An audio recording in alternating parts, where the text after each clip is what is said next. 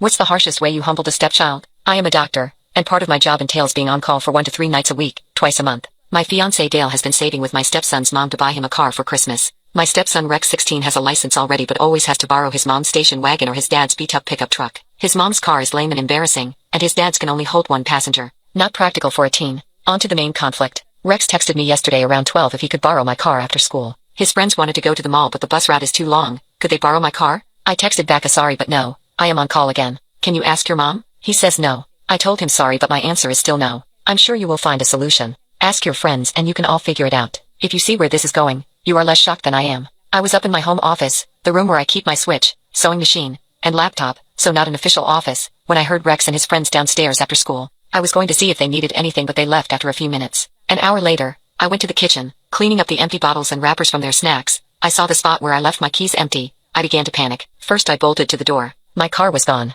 Immediately dialed my stepson. He picks up and it's obvious he's in a mall store that plays loud music. I told him to get his ass home now, and he laughed and said that I am not his mom. He'll be home whenever he pleases. I'm not proud but I told him that he has 20 minutes to get home or I call the police and report it stolen. Rex panics and said he couldn't find all his friends and drive home in 20 minutes. Told him tough shit. 10 minutes later I get a text that he is in the mall parking lot and will be home soon. I phoned Rex's mom and informed her of his stunt. She was madder than me when I told her that I was on call. She apologized and promised to talk with Rex and Dale ASAP. Rex came in, threw me my keys, locked himself in his room. Dale finally came home around 8 and said he had been on the phone with his ex. He demanded to know why I punished his son. I put my foot down and explained I am on call. That means I need my car. Rex stole my car. Dale disagrees. His ex agrees with me and decided she will not be buying Rex a car anytime soon due to his entitlement. Dale thinks that I am making a big deal out of nothing. I didn't end up going into work so why did I have to threaten Rex? I have only gone in twice this year while on call. Just because nothing happens doesn't mean that I am always clear. He said my doctor money would have to buy Rex a car to make up for all of the hard feelings. I am astonished at how delusional he is. Rex is now grounded. Fiancé barely speaks to me. Asks me when I'm going in today and if I will apologize.